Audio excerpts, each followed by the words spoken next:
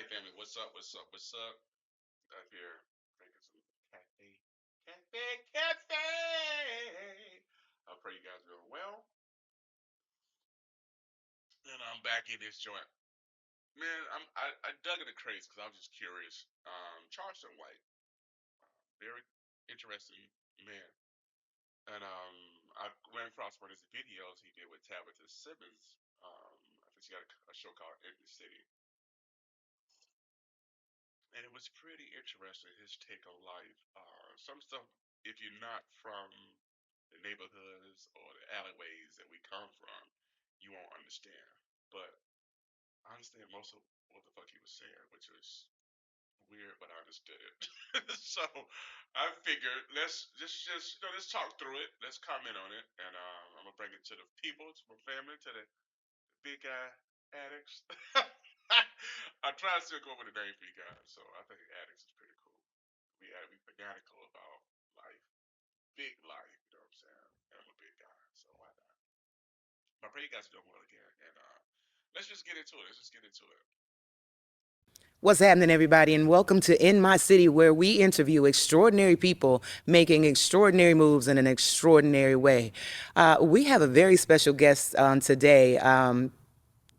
All I can do is shake my head, but listen, let me give him the proper introduction that is due. He is one of the most controversial personalities out there right now. He was a former teen gang leader back in the day who served a substantial amount of time. He got out, changed his life, and he has one hell of an opinion to tell y'all about how to do it and That's what true. not to do. And without further ado, let's welcome Mr. Oh, before she gets started, guys, this video is a few years old. A few years old, so it's not the current, but I just thought it was still relevant as to it kind of speaks to his personality. Charleston White to In My City. How you doing, ma'am? What's happening with you? I'm doing well. Good. It's good to see you. Yes, ma'am. Finally, good to meet you. Yes, ma'am. So let's. I want to show everybody a side that this is probably going to be a little bit different from your normal interviews. I want to show everybody a different side to Mr. Charleston White, the side that they're not going to get what they're looking for today. You might give them a little bit. I'm pretty sure because that's your personality. For yeah, the Carolina won't let me give them nothing else but Charleston. So yes, ma'am. Absolutely. Take me back to a younger Charleston White. Uh, Very charismatic. Uh, I was a outgoing kid, outspoken. Uh, Very compassionate. I was a caring kid. Yeah, yeah. I was real caring as a kid. But I was real mischievous. On the flip side, so I was always in trouble. I was devious, uh, and I was real curious. Yeah, I was a curious kid. So my curiosity uh, uh, got me into a lot of trouble. So I fell in the washing machine when I was 5 years old. And broke everything from my waist down. So I was in a full body cast, uh, in a full body cast like this from like 5 to like 7, uh, Wow. with a stick in between my legs. So yeah, I learned how to walk in that body cast. So most people thought I was like this little miracle child because I was walking around in the body cast. Yeah. So 2 years after I got out the body cast, I ended up putting my eye out playing with a homemade slingshot. Mm. So I've been like the family's mascot. All the grown folks say I was accident prone. So I went from being the kid that always got hurt to labels play an important part in family roles, right? Absolutely. So in every dynamic of a family, there's a label. So you got the family mascot. You gonna have the enabler. I was the family mascot, right? So I was everybody's favorite. My aunts, my uncles. When we had family reunions, so I was always treated special. Uh, but they always said I was bad, right? But I wasn't bad. I was, ambitious children are always considered bad. Outspoken children are considered bad. Uh, but no child is born bad. Thanks. All behavior is It's learned learned. and taught through uh, either direct teachings On the or environment. just observations from the environment. So I grew Yes. up in a very loving and nurtured environment.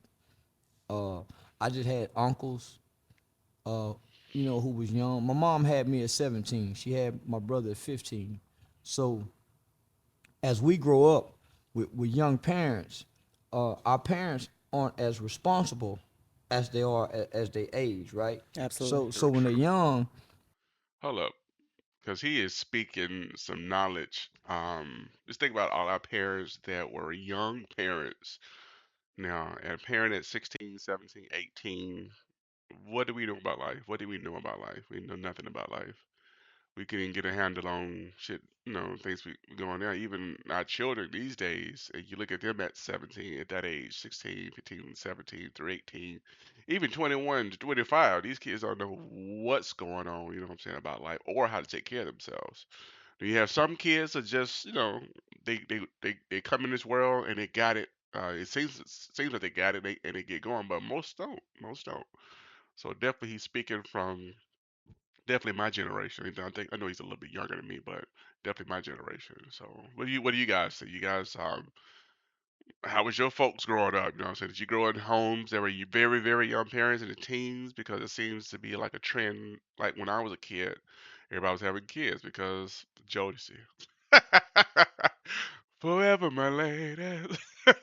Anyway, let's keep going, guys. they got they they they gonna have their boy cousins around. They gonna have their brother.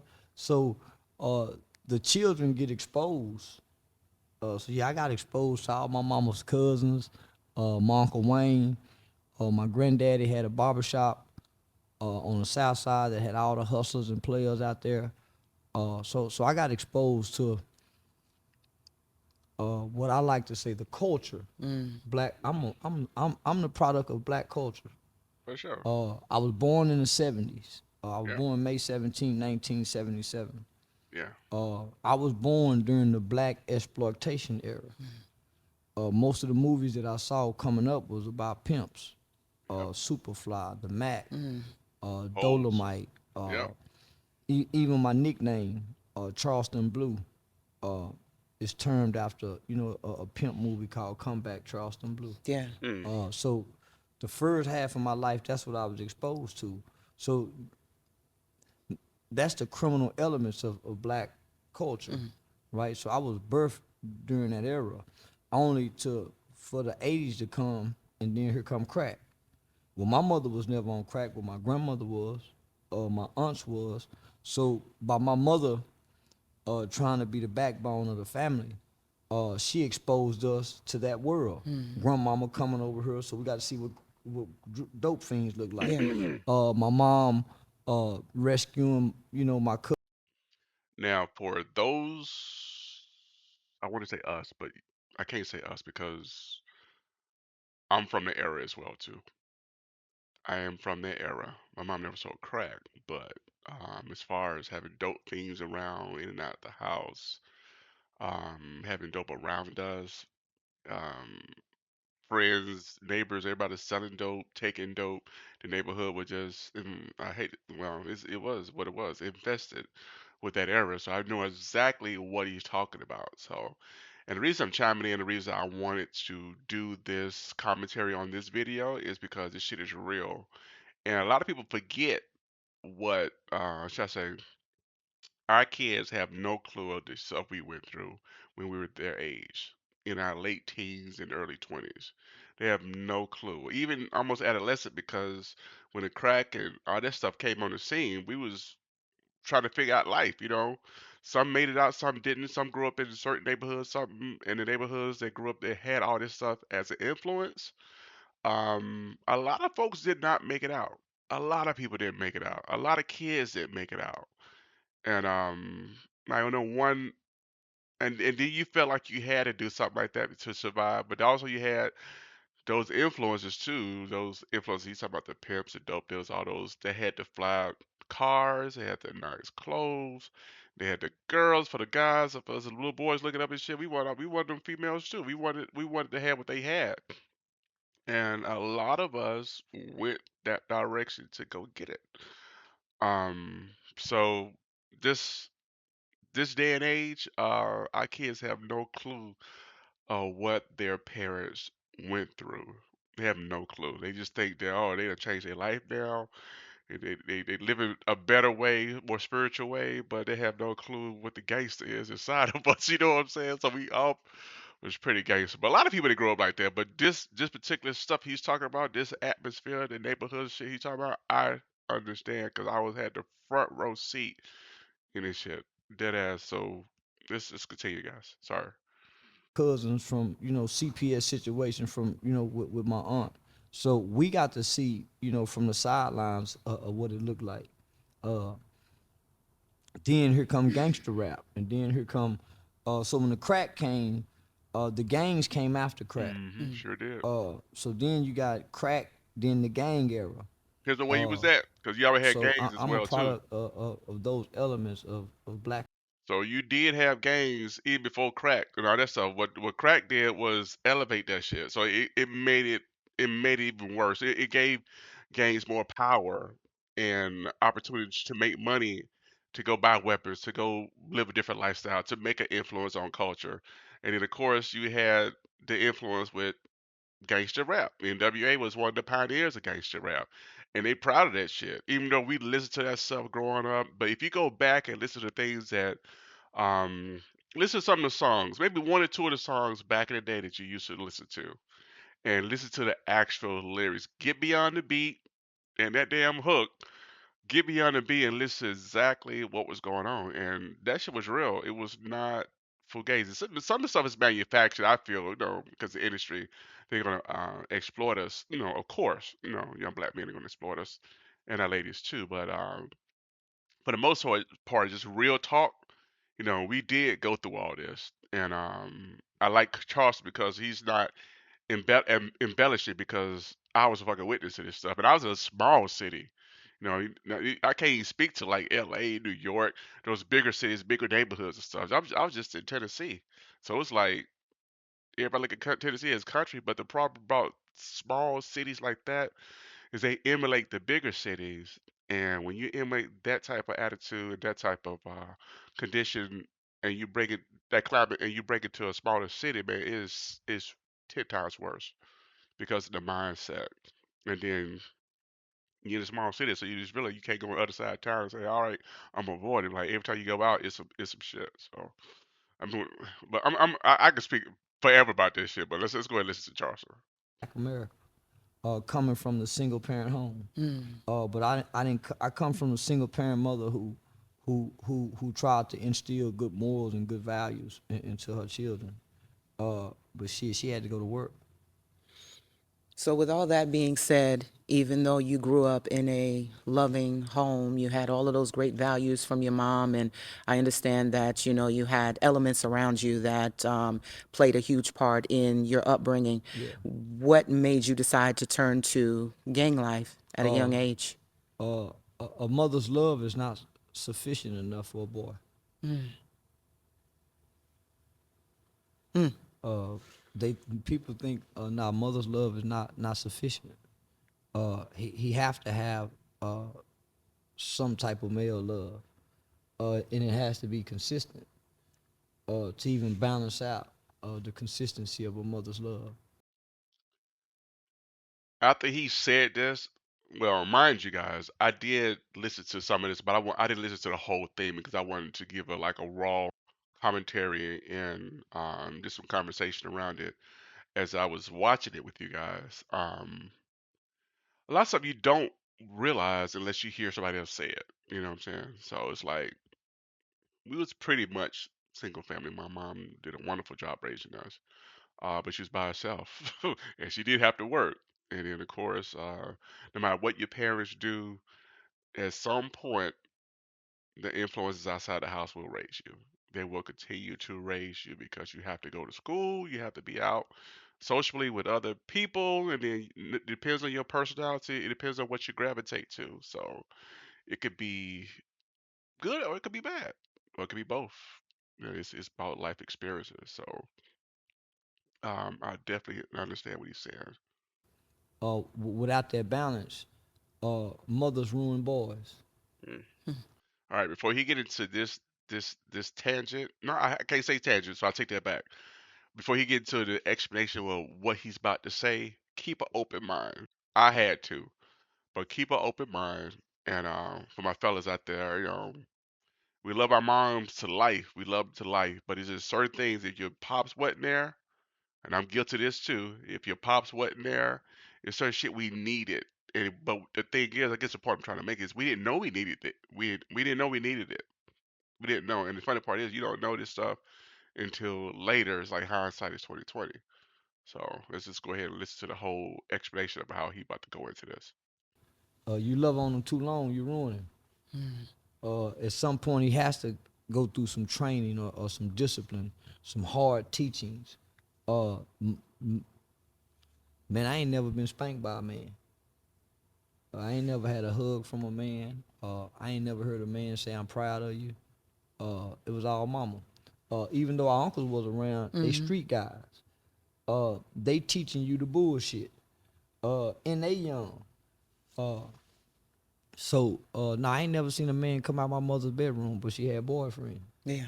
So that aspect of just growing up with that missing piece of a male figure in your life, naturally, uh, you seek out to fill that void away from your mother's home. The things that your mother tell you to do don't make sense amongst boys. When she fixing your coat as a little bitty boy and she giving you instructions on what to do to get back home, you don't. Uh, when you become an adolescent, and the things that your mother say to you, if you go out there and do that with other boys, uh, you go get treated like a punk. Right. And if your mother try to make you tough enough to go out there and deal with the boys, she might create a killer. So when I look at most of my homeboys who really about their life and they'll really kill you or they really have killed somebody, they mothers was the kind of mothers who groomed them for the streets. Some of the most gangsterous niggas come from hoe mamas, street mamas, gang. The mamas we call G mamas. Yeah. Or they come from very loving women. Uh, Both my brother and I caught murder cases when we was children. My brother been gone over 30 years for a murder he committed when he was 17. You would think we came from the streets, but we come from a loving mother. But we were just trying to overcompensate. And this is a surprise to even me, and I'm sure it's a surprise to the audience, hearing you speak that the things that you talk about, it would make one think that you came from a bad upbringing or a Yeah, bad nah. household. I don't know what it's But like to be hungry. it's interesting to hear you say that. Another controversial topic is that single moms can raise sons on their own. No, that's impossible. You All right. Yeah, because if you guys heard what he just said and what he's going into, um, everybody's case is not this extreme. I mean, I hate to say extreme. Everybody's case is different. How about that? And we have our things we have to work through. I can say we because we went through we went through stuff too. And it's about how you come out of it. I don't want to get ahead of myself and ahead of what he's saying, but um, just some thought. You know what I'm saying? So you go back and think about how you grow up, how you grew up, things you grew up around, the influences that you had. If you had this extreme of a, I hate to say extreme, this type of background and influence growing up. Most of us did. I hate to say that, but most of us did, and we came out of it. Like night and day now. It's like you never knew that you went through it, never knew that you had those scars and stuff, that you had back in the day, or when you got scraped back in the day. But just think about it. You know what I'm saying? Think about it, and know that we probably still got some things we still working through. I am shit. I got things I'm still working through, but you would never know it because that's my goal is to get through it. But I just appreciate this particular commentary for Tabitha bringing him on the show and him speaking the way he's speaking. A lot of times, the most voices um, person in the room don't get heard because he's so loud. So it's good to hear him kind of mild and chill and kind of explain his story. All right, guys, I'm sorry. Let's continue. You can only show him how to be a good woman. Mm. Uh, man, we had a homeboy. He used to sit down and pee. He never seen a man stand up and pee because your mother teach you to sit down and pee. That psychologically does something to a boy. Mm-hmm. Boys aren't supposed to sit down and pee. But what does mama do? She get you a pot and she train you to sit down to pee. Mm. When do you learn to stand up? When? It's a whole lot of little boys sitting down peeing. Yeah. When do you learn to stand up? Because all behavior is taught. All behavior is learned. Okay, well, where do you learn to sit down? Watching mama. Why you think little boy, mama's supposed to close the door when he try to come watch her pee? Most women let her infant boy come in the room, watch her pee, watch her get dressed, and he take on those traits and characteristics from here. Mm-hmm. You can put that same baby with a wolf, and he'll behave like a wolf. That's true. A lot of these mothers, they do let their sons watch them undress and put on clothes like it ain't nothing. But all that shit is psychologically doing something to that kid. You know what I'm saying? The sit down and pee thing. I had never really thought about that, but I mean, it's some truth to it.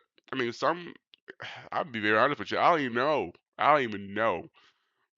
Why so? I mean, I don't know. I have no clue. It was kids. So, how do you know? How do you know as a young boy when to stand up to pee? Because the first thing you are to do is to sit on the pot. Now, the funny part is, I remember sitting on the pot and looking back and saying, "Oh, mama, I peed."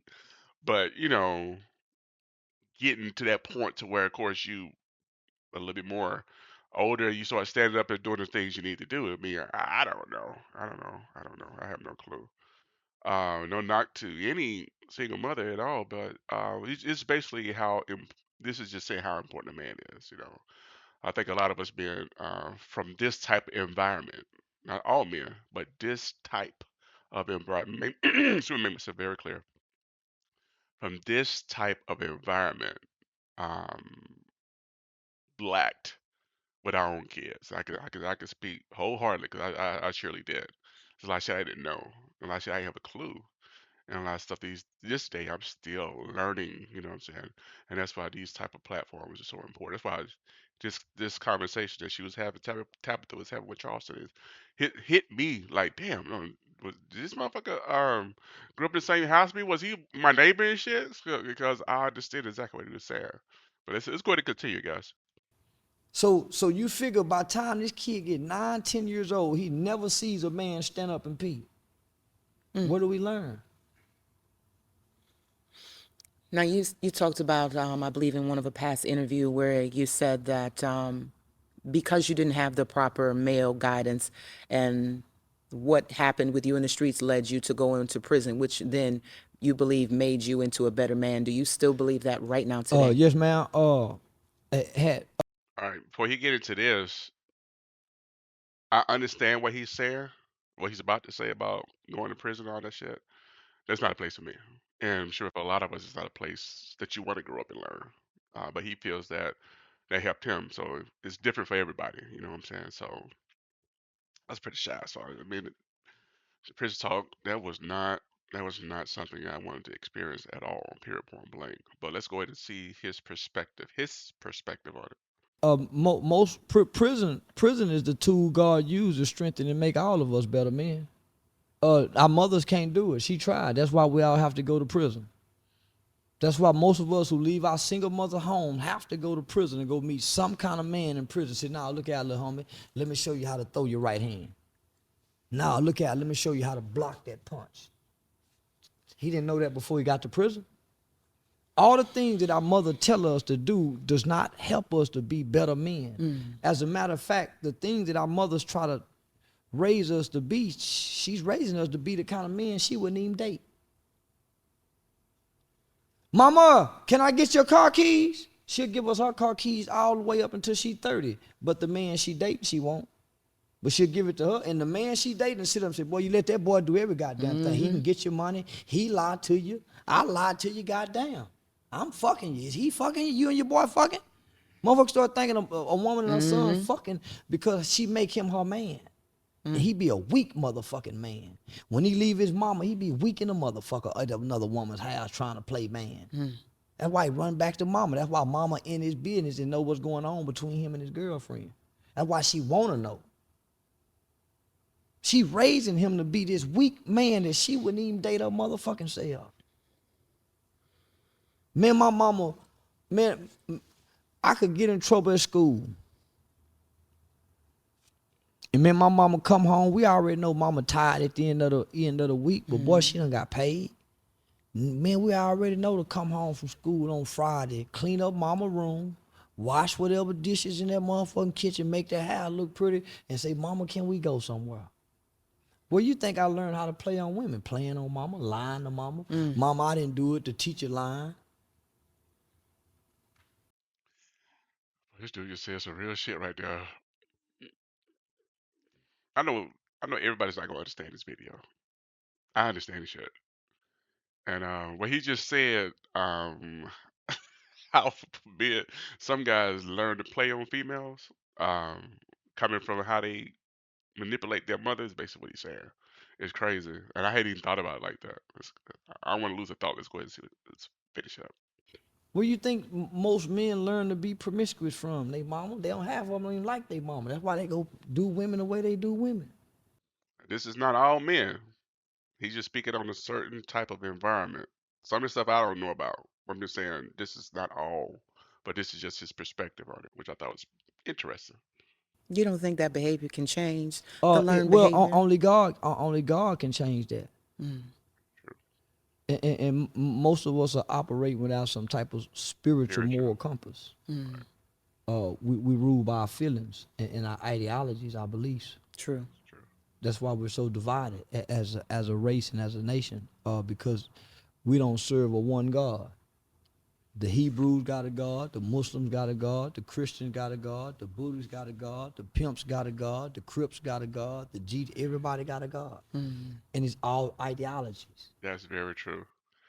That's very true. And like back in the days when Moses took the Israelites from Pharaoh when they escaped, and he went up to get the direction from God to create the Ten Commandments.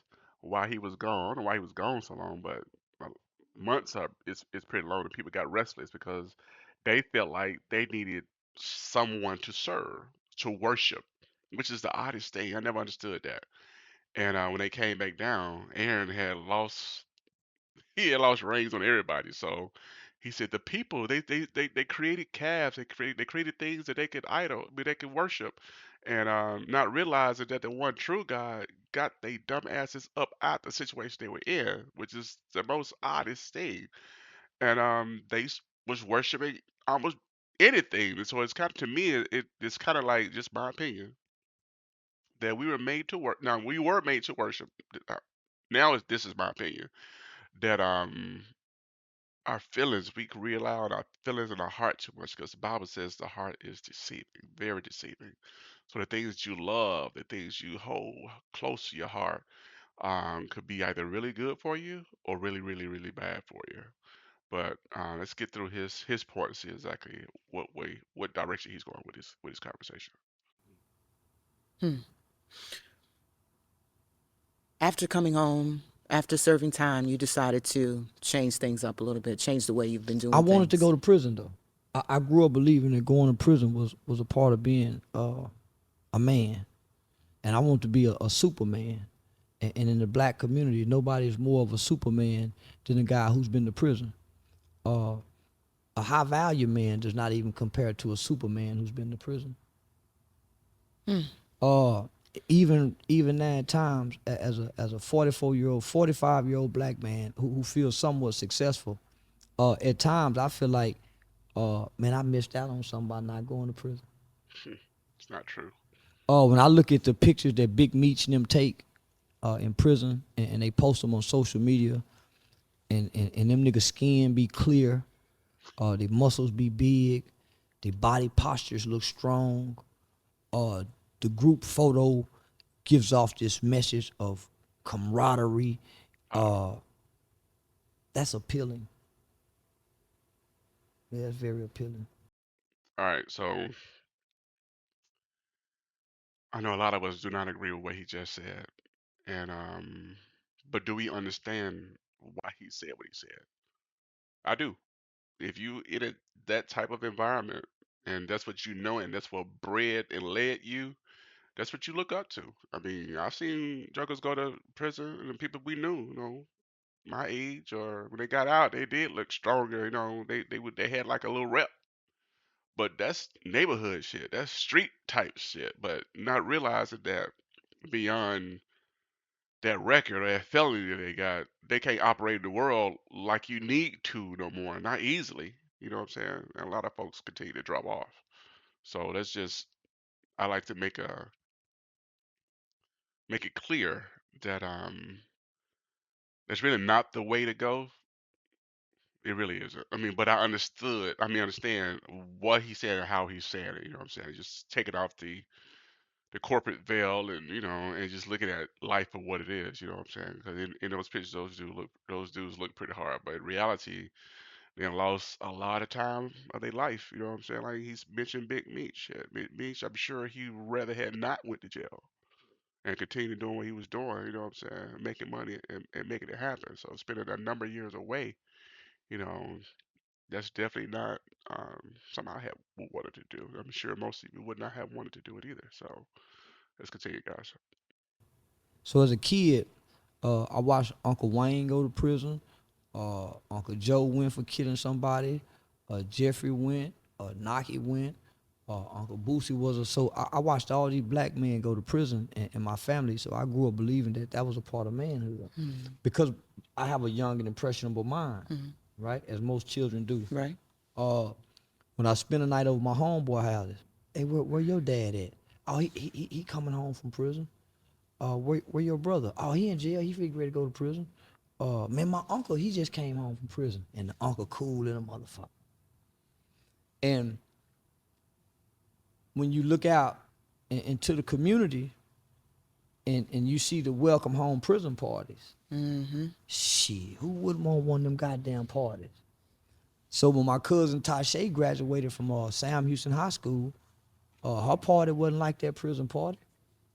So as kids, we sitting back saying, man, which party would you want to? Man, fuck graduating. I want that welcome home prison party. Man, they just gave him $2,000. You see that? Golly. So so as a kid, you trying to rationalize what has more value. And you watching not only in your family, uh, in your community, these people be celebrated. Then when you cut on the television, you start seeing express yourself. They in jail rapping. Yep. They in jail rapping with them chains on. So now this is being propagated and promoted through the culture. Yep. When I put my headphones on, I'm mad at mama. I'm listening to it in the headphones. Now it's solidified by words. Faith comes by hearing. Yep. I'm seeing it, now I'm hearing it. Not just in my family, at other people's houses, in the community. So gangsterism was propagated and promoted to black children. And we thought it wasn't no other way. If you want to be a man, you got to kill somebody. And even now today, guys who come home from prison, if you've never been to prison, they'll say, man, you couldn't have made it on such and such yard. You ain't never been nowhere. Nigga, I walked the yard, some. So they'll make you feel less than a man because you haven't been. Yeah, so that's the battle between the black males. We in the barbershop talking with nigga, you ain't never been to prison, you couldn't have made it. Yeah. But you niggas can't make it in life. We Facts. can't make it in prison. Y'all made it in prison, but obviously y'all can't make it in life. And Right. so we're diminishing of you guys. So even our kids think, well, man, he's OG such and such. But man, OG can't think out here. He a hell of a nigga in there. That's true. Not only when OG come out here, he loses muscles. So yeah. So he kind of backtracked. I feel a little bit and said what we just talked about a moment ago. So okay. So like I said, I had listened to the whole thing, but I see kind of backtrack, which is interesting. He loses waves. He only a hell of a nigga in prison. So prison have produced some of the best black men that American society has ever known under any institution. Slavery, school, church, prison. Ain't nobody done black people better than prison. They produce the best black men. But it's forced. You don't Well, believe that? it's not forced. It's by choice. Once you in prison, No, no, no, no, no, no, no. You chose to break the law. That's absolutely, It's true. by choice. That's absolutely, true. We didn't force you to come here. absolutely. Half the niggas in prison broke in. Half the niggas in prison broke in. They openly broke the law because they think it was no consequences to it. Well, they It's didn't. some niggas selling dope from their phone and posting it online. It's some nigga rapping about what they doing in real life and they really doing this in real life. No, no, no. They not forcing you to go to jail. I don't know no innocent man that I personally know is innocent in jail. Every nigga I know done something to go to jail. Not For like sure. forcing you to go to jail, but like the behavior that you learn because now you have, My mother was because of saying what go to you've school. done. My mother was saying go to school. My mother was teaching me good morals and good values. She didn't teach me to break the law. I chose to reject what my mother was teaching because the culture says this is a black man. There's no real positive male images in the black community for us to decipher from what's a good black man. The black man that our mothers are telling us to be don't even exist in her bed. All right, let's have a little conversation about that real quick. I don't want us to miss this point. But just a reminder: if you listen to this, leave a link for the full video in the description, so you can go through and listen to it without me chiming in. But however, this is only for the type of situations that he was privy to, that he had the front seat to, that he was an audience of. This is not all black men and not all black people and not all black neighborhoods. I know some really affluent black people, black wonderful people. Not everybody's not wonderful. I'm just saying this is just for a certain type of demographic. That's it. And I just so happen to identify with his type of demographic and what he's speaking of. So that's the reason why I am able to give commentary on it.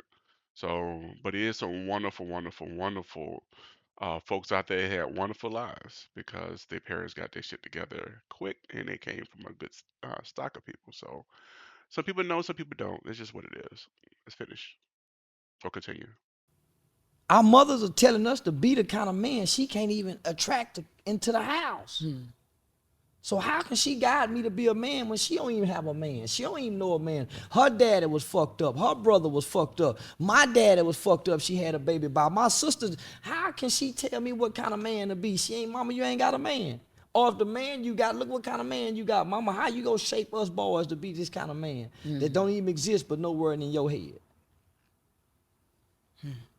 That's what's happening to the black boy trying to listen to his mama become a black man that don't even exist nowhere but in his mother's head with these unrealistic expectations of a man.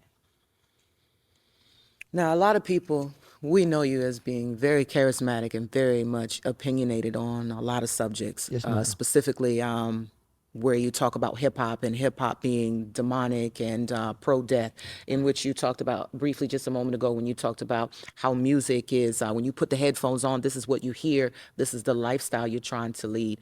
Like, how do you feel that people are, is it entertainment, is what I'm asking you? Is this for Not entertainment? not anymore. No.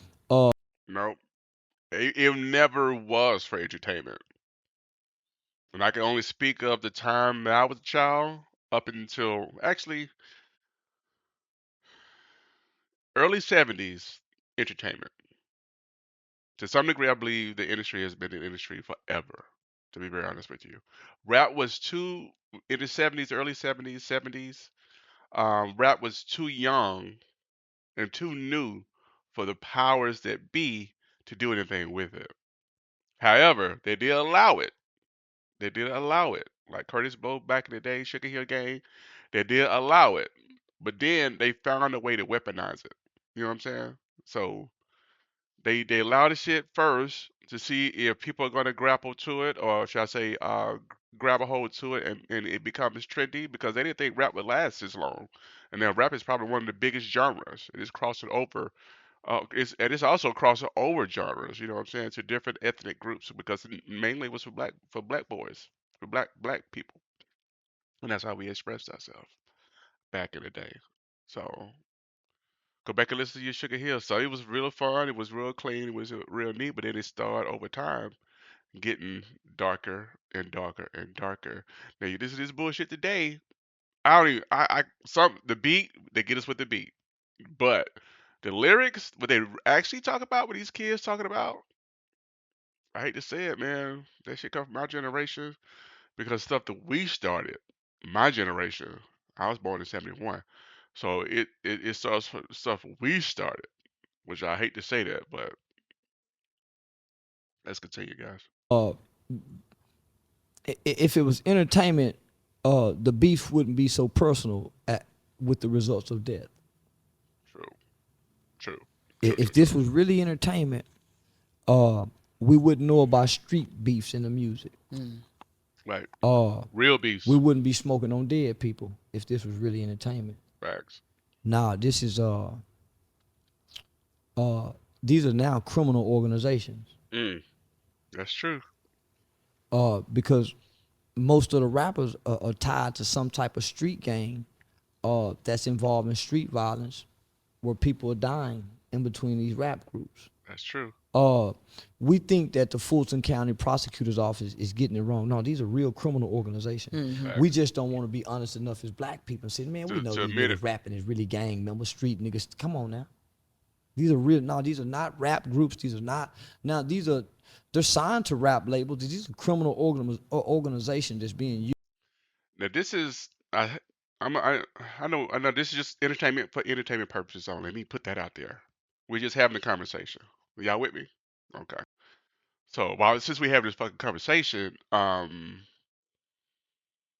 lot of the things that goes on in this music these days are happening.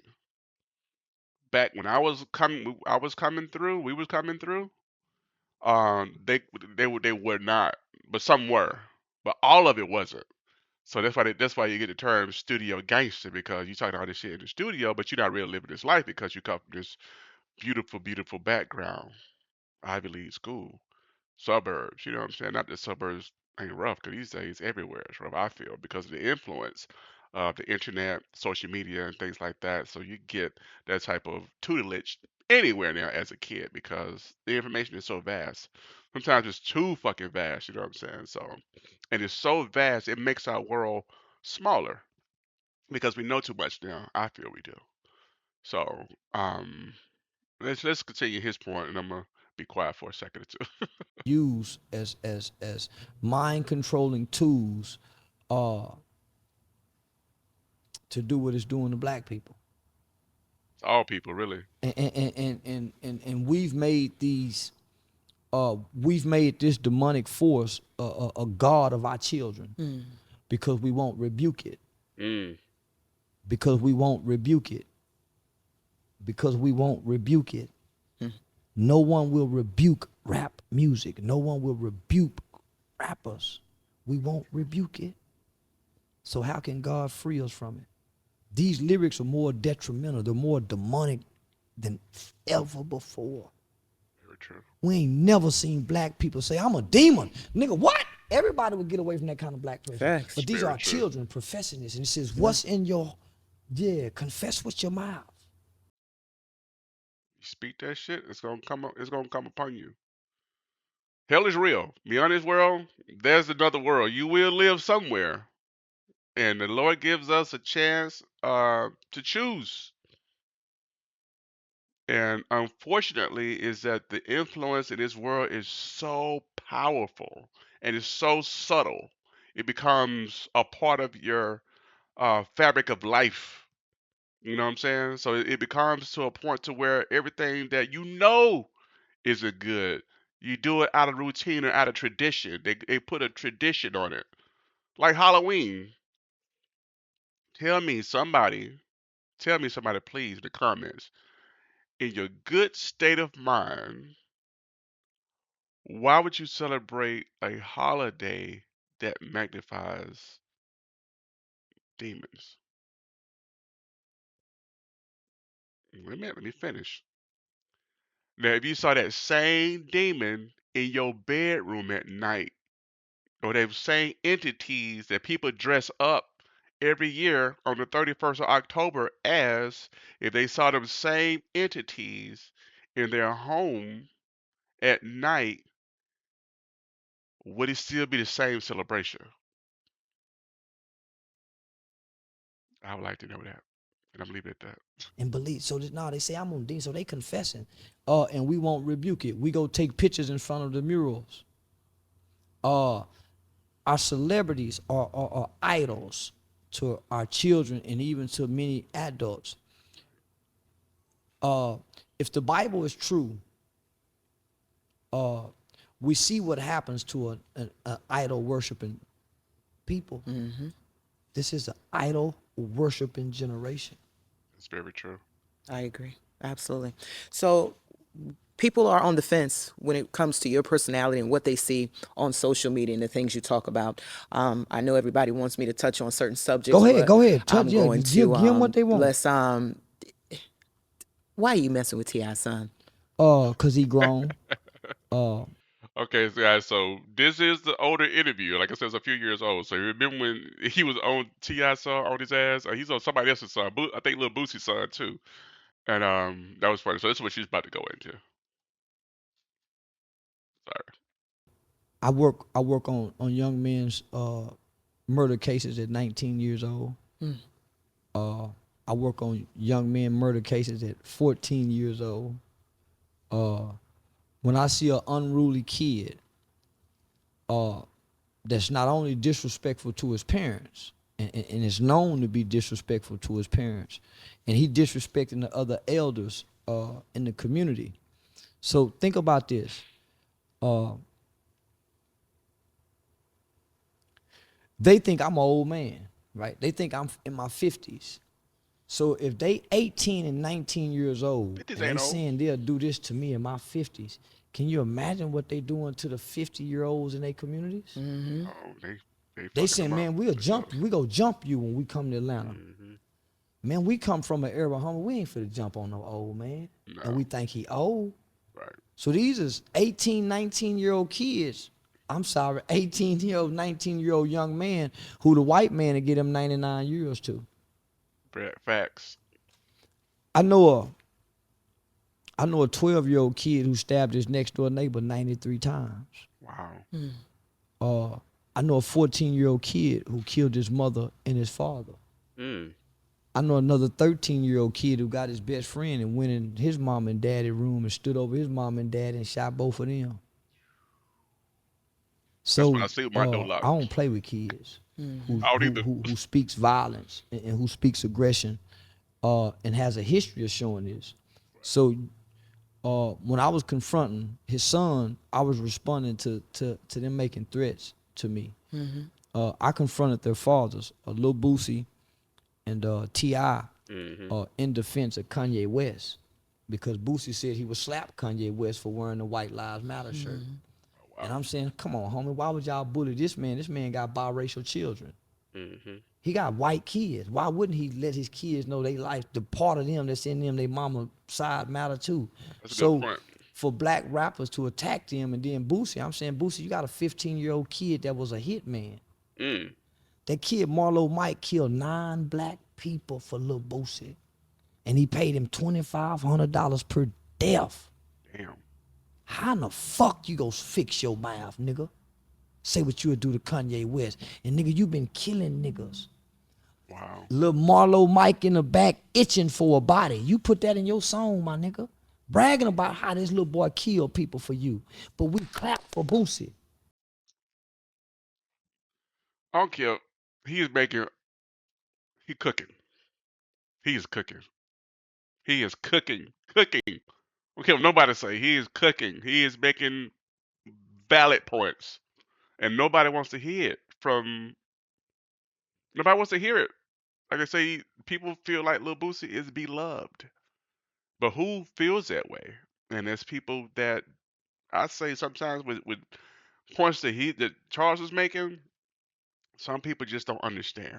You know what I'm saying? Or should I say, realize the ramifications about lyrics and songs and actions of people. You know what I'm saying? Because they're liked and well beloved. I mean, I'm guilty of it too. I'm guilty of it too. I think OJ was like one of the biggest black controversial cases that in my era growing up when I was younger, and when he got off on it, everybody was clapping and shit. But like nobody sat out and really thought We like, clap for Boosie. well, hold up. They never said, damn, did he really do this? Did he really kill that girl and that boy? But we celebrated OJ getting off. Was that right? You know, probably not. You know what I'm saying? So this kind of it happens. It continues to happen, and we don't realize the effects it has or how it happens there. It's just happening at a different level, at a different space. You know what I'm saying? And I'm like the fact that he recognized this and he's talking about it. Let's finish. This kid was suffering and battling with a mental health illness. He saw somebody get murdered when he was 6, 7 years old. You think he ain't gonna kill? So he grow up to kill for Boosie. Tattooed on his chest. Who next, Boosie? Damn. He can't take no more. Them demons eating him up. He make a confession. He got to get this out. So guess what they do, man? They go, man, he take it back. But he wasn't lying. So you say you go slap a man who ain't never promoted death or killing to us. Kanye West ain't never promoted death or killing to us. Right. Never. So y'all go turn against this brother. So I spoke up on Kanye West's behalf addressing Boosie. And so I said, Boosie, your son and T.I. son just got arrested. Y'all talk this Black Lives Matter shit, nigga, but you killed niggas. So your children, Boosie and T.I., y'all son would more likely be shot by the police than Kanye West half white kids. So that's where that came from. That's fine. So then I started saying, well, they look ugly. So that's where I was addressing the fathers and spoke on the sons. The sons came out and spoke on behalf of the fathers, which I can't get mad at these little For boys. sure. They take it for But their now, a disrespectful kid, I shoot him too. I catch your kid down off in the neighborhood fucking around something, and I'm trying to do something. I say, man, y'all chill. And the police will shoot him. They'll shoot a kid with a gun. Sure will. And these are the kids with guns. So when I saw T.I. addressing his son online, man, I'm 45 years old. I used to smoke cigarettes. My mama ain't never seen me put a cigarette up to my mouth, let alone a blunt. My mama don't watch none of my videos or none of that. If I knew my mama watched my videos, I wouldn't even talk like this. So I watched him go into the room with his son while his son rolled a blunt and call him bruh. Well, that kid already been disrespectful to T.I. and his mama and them long before he got on there with me. So I'm the old nigga in the neighborhood. Yeah, I check your son. And if he go get his daddy, nigga, we'll fight behind me trying to stand for what's right. So why you think people get so pissed off at the things that you say? You think it's because you're a black man and they believe that you've lived that lifestyle before and you should be on their side, or you think that they're just pissed off because you're telling the truth The and they truth don't want to hurts. hear it? That's it. I think it's blind ignorance. You choose. I say the reason I say it that way because you choose to turn the other head. Turn. You choose not to look at it. That way, if you don't look at it, you don't know. You don't know what's going on. You just the stuff that you turn your head. You look somewhere else. But the shit you do like, you pay attention to and you glorify. Even though you have to pay attention to all of it. You know what I'm saying? You have to pay attention to all of it, all the actions of whether it's a celebrity, whether it's somebody that's close to close to you, relationship. You have to look at all of it, the good and the bad. And I'm not saying judge people, but I'm saying just make the best decisions. That you can. That's morally right. And what he just spoke about was pretty fucking interesting. And you can't agree with everything somebody says, but when they make a good point, it doesn't matter where a good idea comes from or a good point comes from. A good point is a good point. Truth is truth, regardless. If I was lying, I could be easily dismissed. Right, for sure. Just like that. My videos wouldn't trend anymore. I would, if I was telling any lies, Right. there's no way I could have this traction. The truth hurts. But you got a way of telling the truth now. You ain't just sitting up there. Oh, you got an exciting way of telling the truth now.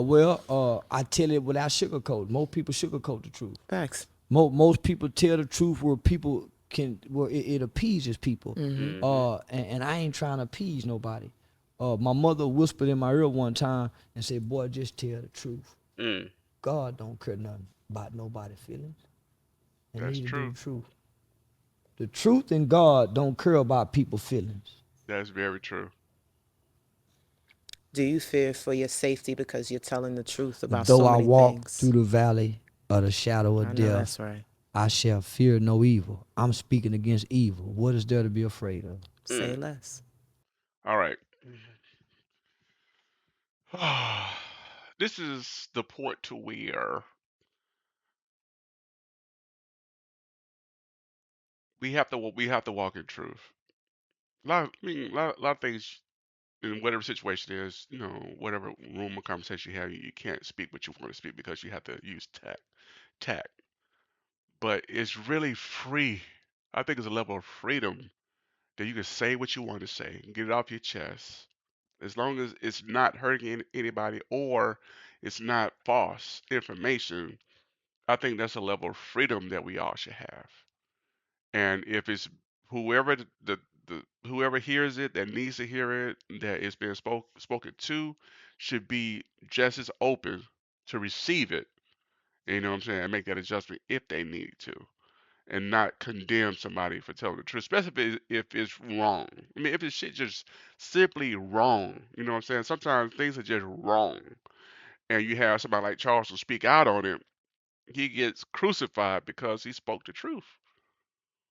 You know what I'm saying? And that's like, man, I mean, why come we can't learn from that?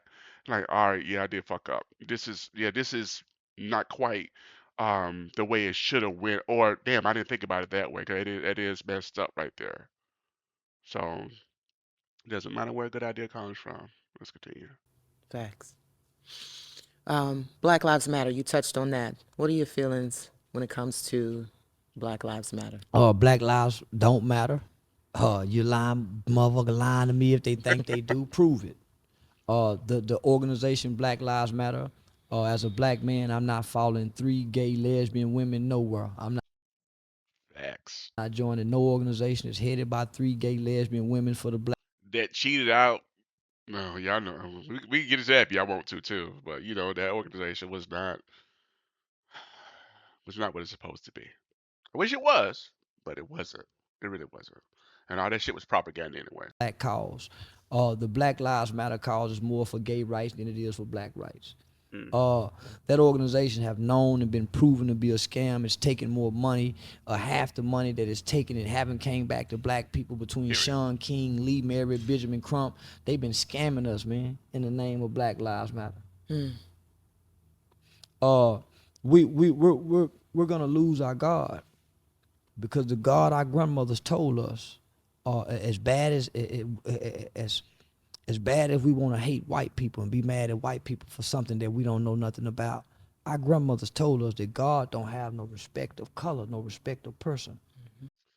So what he's saying is right, but also use your own logic too, because you can hear somebody saying something and maybe making 1,000 valid points, but that 1% or 2% of what they're talking about, it doesn't quite align. You know what I'm saying? And of course and then it matches up against their actions. So you have to understand what they're saying. If you agree with a point, that's what it is. That point you agree with. Like with this conversation, I say I recognize, I understand where he's coming from, but I don't agree with everything he's saying, because I feel differently for a number of things he said, but a lot of the things he said I can't identify with. Why are we trying to make it? Why are we trying to make it about color with our God? All life matter. If black lives matter, then black folks need to show the world by their actions, not by their slogans. To have this same tenacity, have this same energy when Jimmy killed Bobby in the hood. march and protest in that neighborhood where that nigga got killed at. Don't go downtown. Don't go to the police station because ain't nobody getting killed where y'all marching at. Go to where it happened at every shoot. So show us that Black Lives Matter means just as much as to black people when black people kill black people, because it only seems to matter when a white police officer do it. And it's only seemed to matter because more black people have been shot after George Floyd. Where's that same? You see what I'm saying? Yeah, I understand. So we're just a group of emotionally responsive people, and we are the only group of emotionally responsive people in America that the media can press a button to make us boom.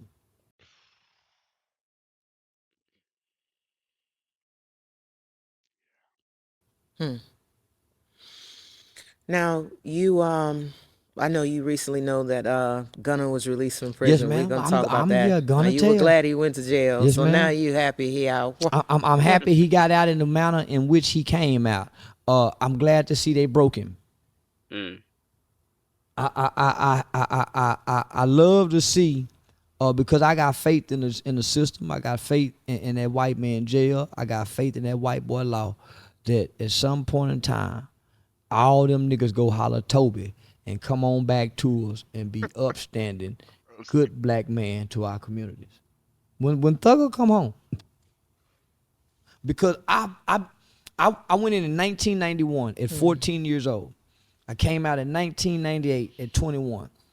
All of my childhood friends, they was transferred from the juvenile system into the adult prison system.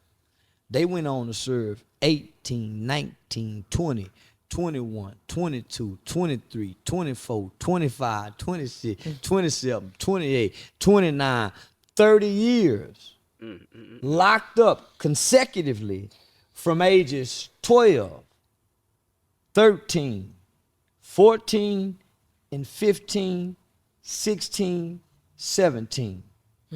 And every last one of them niggas is good law-abiding citizens. Boy, they boy, they some of the most pro-social, productive motherfuckers in the world. Now, I ain't saying it took 2-3 decades for that. But goddamn it, I'm saying because I saw them niggas do that, and they was killers. They some of the worst niggas you could have been in the streets. But boy, they what society needs today. And you don't even know they done been through this. They ain't out here trying to let people know. You don't even know they done been through this. And so by me knowing that side of it, and I've never been to prison. I went to the boys' home. I went to college, and I set out to become a lawyer. So I was a pre-law student at Texas Wesleyan University. So as I'm studying law, it's in the law books that one of the whole objectives of the criminal justice system is to take an individual and put them away and keep them incarcerated during what they call their prime crime years. So this is why they give young people so much time, because they're looking at their prime crime years. When they're the youngest, they're the fastest, they're the strongest. So back before we came along with the super predator theory, they would take a kid and keep him locked up till he was 18, 19, 20, 21. Figure he matured past those crime years. Well, as the culture and society begins to change, you got crack, you got gangs, man, they start looking at this shit and saying, man, we need to start giving 12-year-old life sentences. Most people don't know that up until 2016, the United States of America, Sudan, and North Korea were 3 of the only countries on this whole entire earth that would take a kid 12 years old and say you have life without parole. Facts. So I worked to get that law abolished in this country. So just having that knowledge. So when you got guys like Jay-Z saying 40 is the new 30, that confirms what they saying. We need to keep this motherfucker locked up till he 40 then. So that's why you starting to see 17-year-olds, man, and that's a long time. But not only is it saving society, I've come to see that God has been using prison as a preservation tool for black life. Because if God leave him out here, he go kill himself. He go kill somebody, or he go do something that's gonna cause him to get a life sentence without parole. So prison has become the best preservation to send one of them little stupid motherfucker down there when he come home in his All right, so I just want to reiterate, this is only for a certain segment of people, a certain demographic. Not everybody needs that. You feel me? And not everybody grows up in that type of environment. And everybody in that environment does not need what Charles is talking about. But his experience, that's what he noticed. 33, 34. At least he don't want to hurt nobody no more. He done learn how to become a man. Yeah. So I recommend prison. I recommend prison or the military for black men, for black boys, fresh out of jail, fresh out of high school. What you want to do, boy? I don't know. Send his ass to jail. What you want to do? What you want to go to the military? One of the two. They got to go. You can't let no black boy linger from high school to 18 to 25, 18 to 30, not knowing what the fuck he go do. He go destroy too many lives. He go make a baby with a girl. There go two lives right there. He done destroyed. Thanks. He's fresh out of high school. He got to go to prison or the military. It ain't no in between until we straighten this shit out. That's the only thing that's gonna undo what we done for the last 40 years.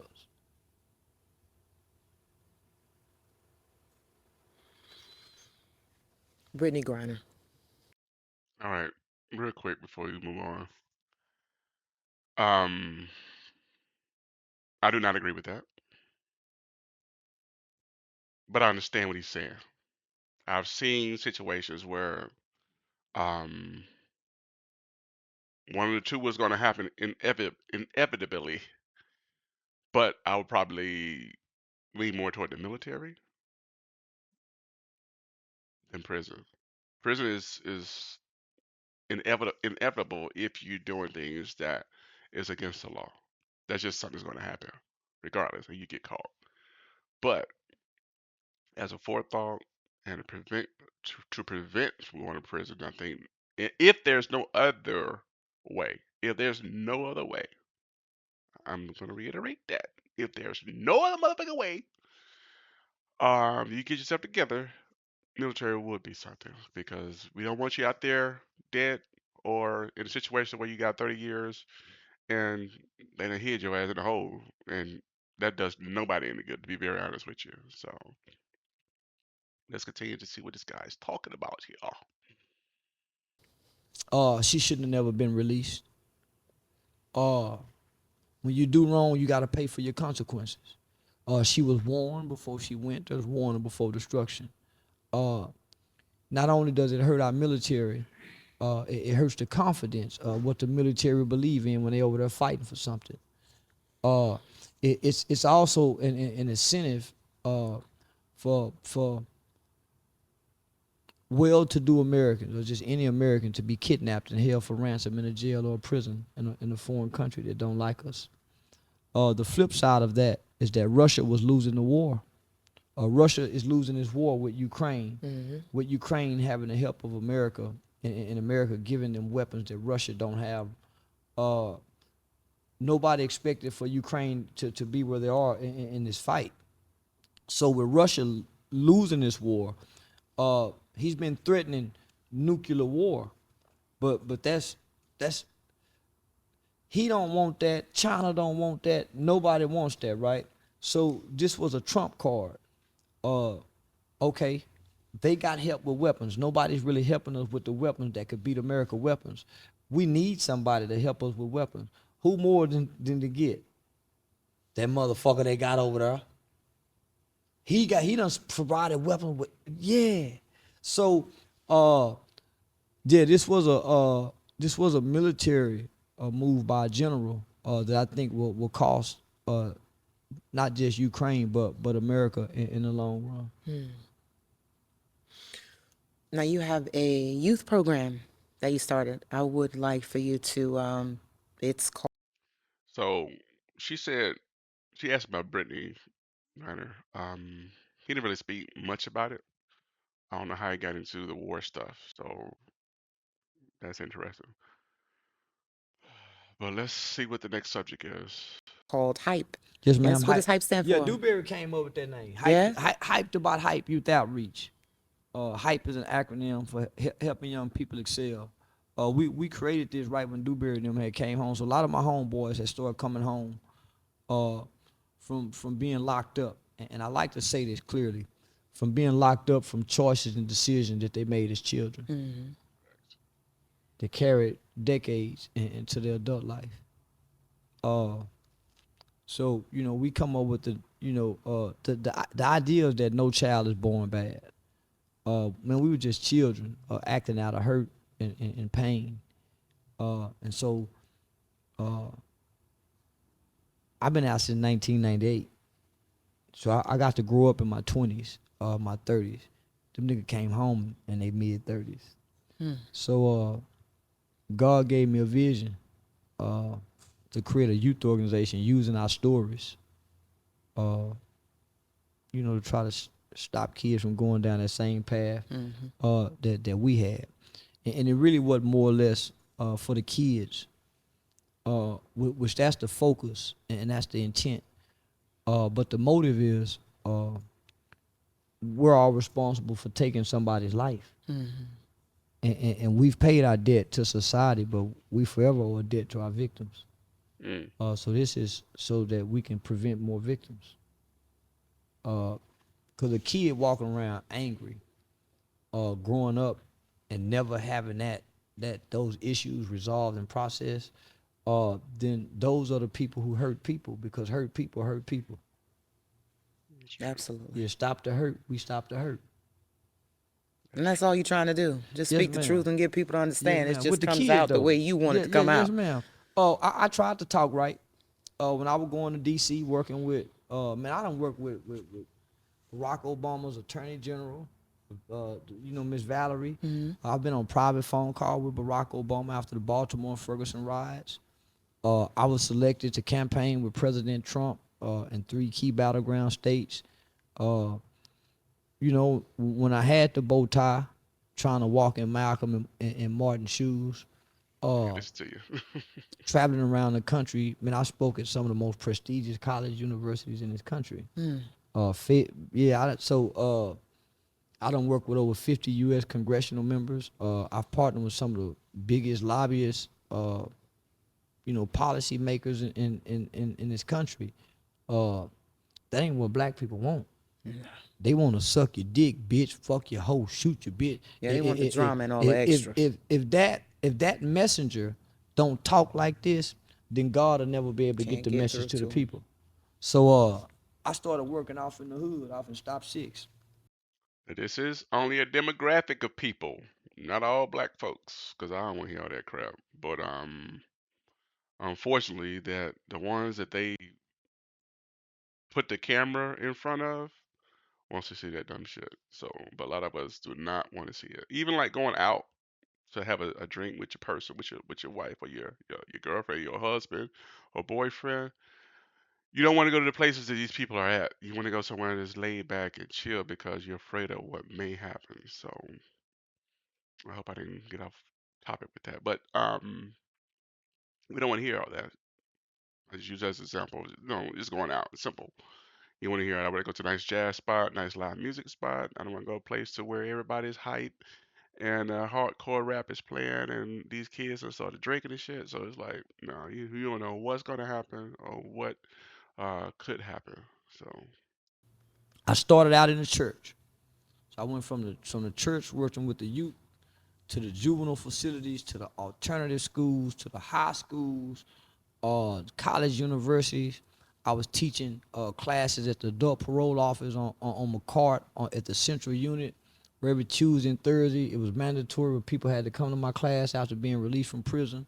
I've done training with the United States Department of Homeland Security, Human Trafficking Division. I used to train the state's juvenile correction officers. Man, you name it. That ain't what black people want. No. They would reject Jesus. They would reject the Prophet Muhammad today. They would reject Malcolm today. They would reject Martin Luther King today. They would reject Marcus Garvey today. They would reject Angela Davis. Yeah, they would reject these people today. I tried to be all of that until now. And then I saw that motherfucking me Netflix movie with Eddie Murphy drop with Dolomite. I grew up believing that Dolomite was a real person. I ain't know Rudy Ray Moore was a nigga playing like Dolomite. So Right. I'm just saying, I'm what, early 30s, 35 when I see that. So I'm saying, man, what the fuck? I really think Dolomite was a nigga talking how he talked, not knowing. And that's when it hit me. He's a character. The messenger, uh, he has to be, uh, he got to speak the language of the people. Facts. In order to get through to them, because that's the only thing it Yes, seems ma'am. like they understand. So this is not all people, and this is not all black people, but we all know there's a segment of our culture that needs certain types of slapping on the hand, and they gotta receive it a certain way, which is fucking fortunate. They're just the illest shit ever. I never ever thought I would understand it, and I really don't want to understand it because we don't need somebody just to continue to lash at us, whether it's verbally, mentally, or spiritually, or physically. In this case, to get a point across, it's crazy. And when Eddie Murphy did that movie Dolomite, compared to the old Dolomite days, like, it was entertainment to me, but he didn't do a good job. I hated that movie. I hated he even played Dolomite because he did. I'm like, did you even study the character? Because he did not play that movie well. Just in my opinion. In my opinion. Let's continue. We almost done, guys. It's not mine. Uh, so what I realized is, uh, we got different factions in the black community. We got the educated Negro, we got the pro-black, we got the Pan-African. So we got all these different kind of people, right? I'm just looking for my kind. Well, how do you recognize your kind? By their actions. Uh, Lions and tigers are all the same feline, but they different kinds. Facts. You got all different birds. They're the same birds, but it's different kinds. I'm a bluebird looking for a bluebird. We all birds. I ain't a bluebird trying to fly with the red bird. They kill one another. I ain't trying to be with them kind of black people. These black people cross one another. I ain't trying to be with them black people. So I'm looking for my kind. So I understand you can't send a Negro, a educated Negro, down off in the ghetto to go talk to a bunch of ignorant niggas. You better not. All right, so he kind of said the same thing that I commented on as far as um, different types of us. The demographics is, black people. So, so you have to listen to everything that he's saying because there's some jewels in there, but it's also some bullshit in there too. But I think I think he knew exactly what he's doing, how he's presenting it. So let's continue. Send him down there with no message to go talk to them niggas. They He go eat won't them be coming alive. back. You got to send a nigga, a ignorant nigga, to go down there and talk to them Facts. ignorant niggas. That's right. So what's happening is they sending an educated Negro preacher to come talk to us with his thou shall talk, or they sending the Muslim, or they sending the Hebrew. Man, our people don't want to hear none of that. They want to just know what's real. They don't want your religious book. Man, can you feed me, get me a job, or can you help change these conditions? Other than that, they go play on you. So after reading and studying the Black Panther Party, Huey P. Newton specifically, and his methods, I understood how to deal with our people. Feed, clothe, educate, but start with the babies. If you get the kids and the kids come home and say, "Mama, look at these shoes I got." Well, who gave you them goddamn shoes? You got the mama. You come home, daddy, say, you got the daddy. So, but most people try to go, no, I learned that's how you, nah, man, even in the hood. Motherfuckers see you coming fucking with the kids in the hood, even the killers go say, nah, homie, he fuck with the kid, let him make it. That's my protection. Yeah. Nah, them niggas go get mad at motherfucker, you do something to me. Because the killers say, nah, homie, he really do this. They vouch for that shit. Yeah. So that's how you change the community. You start from the bottom. Everybody running to the top asking for funding, squabbling with the politician. Man, go talk to them kids and ask the kid what's wrong around here. And ain't nobody doing that. Ask them what's wrong, what needs to be fixed, what parks ain't right, who is the, ask them, and you'll get all the accurate information about what needs to be fixed in our communities.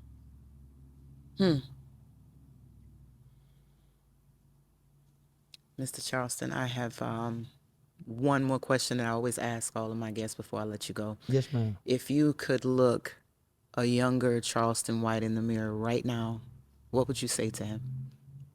Uh, just listen. Our kids are not listening. I wouldn't listen. Man, if I just would have listened. I thought everybody didn't know. Y'all thought it, and I didn't know nothing. But y'all thought all grown men, they don't know. But man, if I just would have listened, yeah, my whole life would have been different. That's powerful. Listen, I want to thank you so much for taking the time out of your busy schedule to sit down and talk with me and to give everybody, give the world a different. All right, guys, that is it. That is it. Tabitha did a wonderful job orchestrating this interview. It was dope. I don't know, so my lighting, man. I'm gonna fix it. I'm gonna fix it. So charge these lights. I don't know what's going on yet, but I'll get it fixed. So I pray you guys are doing well. Hope you received this in the best way possible. Please comment on it, give your opinion. This is an older interview, so but I just thought that the information that and things he spoke about was pretty relevant, and of course, there's some things I could personally identify with. So maybe some of you can as well too. So if you're here for the first time, please like the video. Please like the video. Please like the video. Please subscribe to the channel. We'd love to have you join the family.